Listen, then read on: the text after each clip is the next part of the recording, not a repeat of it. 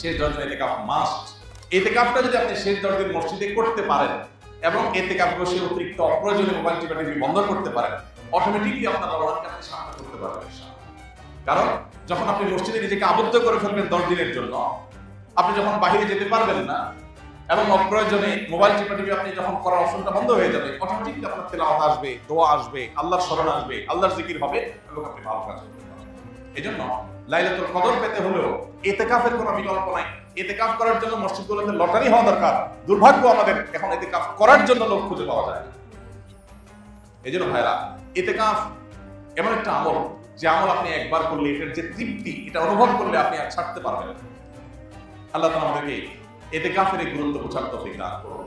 আমিন। ইতিকাফ এমন আমল যে নবী করিম সাল্লাল্লাহু আলাইহি সাল্লাম রমজান মাস যখনই রমজানের রোজা ফরজ হয়েছে দ্বিতীয় হিজরিতে, তখন থেকে তার ওফাত দশম হিজরিতে হয়েছে।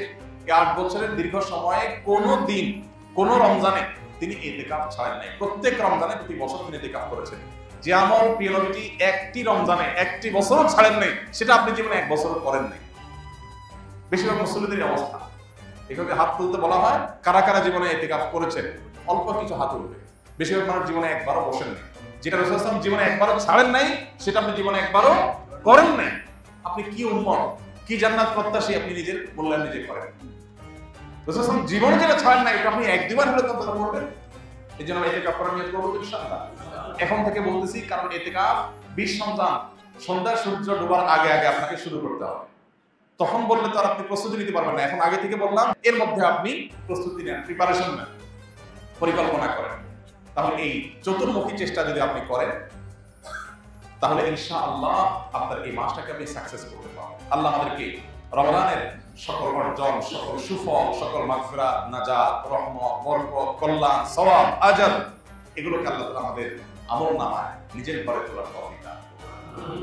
ভাইরা আমার, বহু মানুষ আমাদের সাথে এই মসজিদে হয়তো গত রমজানে ছিলেন, এই রমজানে তারা নাই। আমরা এখানে যারা বসে আছি এখন, আমি কিংবা আপনি, হয়তোবা সামনের রমজানের আগে আগে দুনিয়া থেকে আমরা চলে যাবো। সামনের রমজানে হয়তো এই মসজিদ থাকবে, আমরা অনেকেই এখান থেকে আমাদেরকে তুলে নেওয়া হবে শেষ। এটাই জীবনের শেষ সুযোগ, এটাই জীবনের শেষ রমজান। সেই চিন্তা থেকেই আসলে রমজানের অবশিষ্ট দিনগুলোকে যথাযথভাবে কাটানোর চেষ্টা করি। প্রতিদিন একটা সময় অবশ্যই আল্লাহর কাছে বিশেষভাবে দোয়ার মনোনিবেশ করুন। রমজান মাসে দোয়াটা খুব বেশি হওয়ার দরকার, দোয়া আমাদের হয় না। কমপক্ষে 5-10 মিনিট হাত তুলে চোখের পানি ফেলে আল্লাহর সাথে 10টা মিনিট আপনি ডেইলি কথা বলেন। 24 ঘন্টার মধ্যে 10টা মিনিট দোয়ার জন্য বরাদ্দ রাখেন। ইফতারের আগে হুলস্থুল কোনোভাবে আমরা থামাইতে পারি না।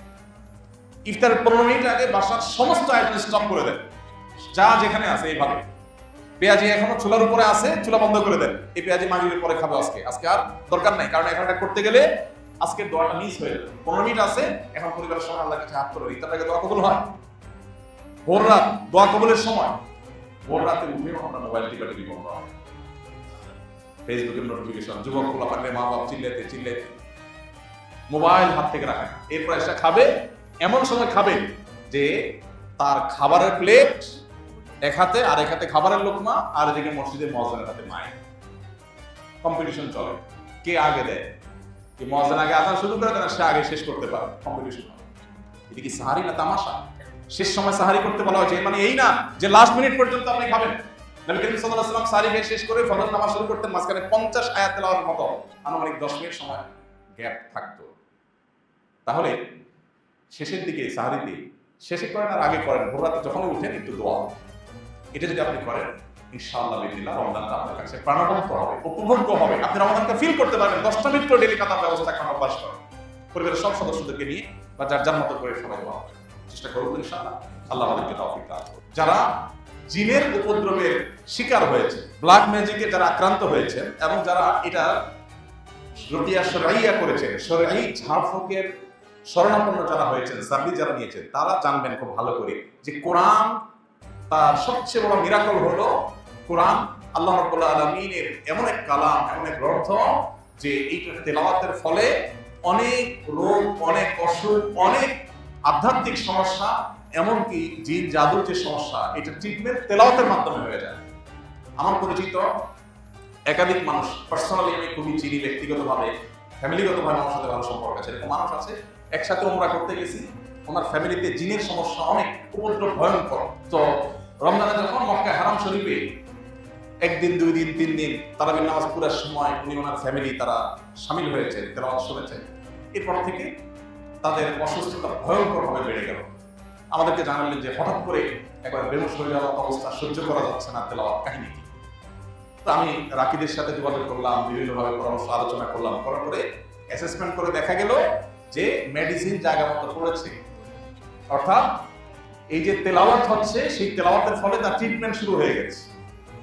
তখন সেই ভদ্রলোক আমাকে বললেন, ভাই আমার তো ফ্লাইট কালকেই ছিল, আমি ফ্লাইট টিকিট ক্যান্সেল করে নতুন করে টিকিট করতেছি, আমি ইনশাআল্লাহ আরো 1 সপ্তাহ পরে যাব, মানে আরো 1 সপ্তাহ ট্রিটমেন্ট নেব। তিনি আরো 1 সপ্তাহ থাকলেন, এরপরে অনেকটা সুস্থ হয়ে তার ফ্যামিলি তিনি দেশে ফিরেছে।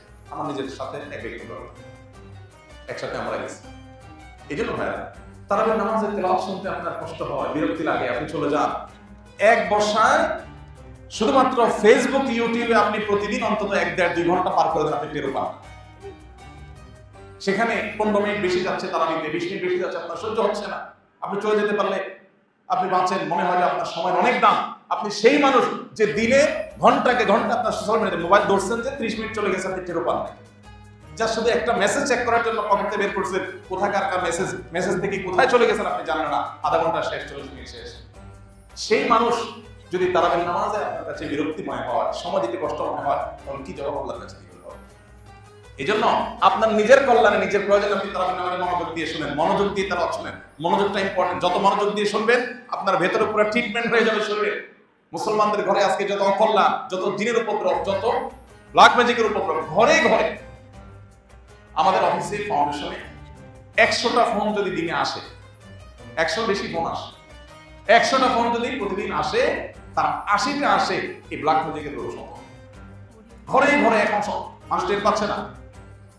অনেক বড় বড় ডাক্তার, মেডিকেল কলেজের প্রিন্সিপাল, তারা পর্যন্ত মাঝে মধ্যে সশরীরে আসেন, এসে বলেন, ভাই আমি মেডিকেল কলেজের প্রিন্সিপাল, আমি জানি এটা কোনো ফিজিক্যাল সমস্যা না, আমার ফ্যামিলিতে এই যে সমস্যা আমি দেখছি, কোনো চেকআপে কোনো কিছু ধরা পড়ছে না, দেশে বিদেশে ট্রিটমেন্ট সব করা শেষ, কিচ্ছু ধরা পড়ছে না, রোগের কোনো টুলকারা নেই, এটা অস্বাভাবিক কিছু। ঠিকই রুকিয়া করছে, সাথে সাথে আল্লাহ তাআলা ফল দিচ্ছেন।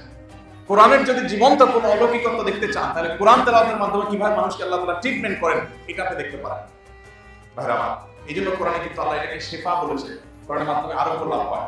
এই জন্য আমাদের রমাদানে মনোযোগ দিয়ে তারাবি শুনতে হবে, না আমাদের কল্যাণে, সব যেমন হবে, আমাদের ট্রিটমেন্ট হবে, আধ্যাত্মিক ট্রিটমেন্টও হবে, আবার বিভিন্ন ধরনের এই জিন জাদু ইত্যাদি ট্রিটমেন্ট হবে। আল্লাহ আমাদেরকে তারাবি নামাজকে সুন্দরভাবে, যথার্থভাবে আদায় করার তৌফিক দান করুন।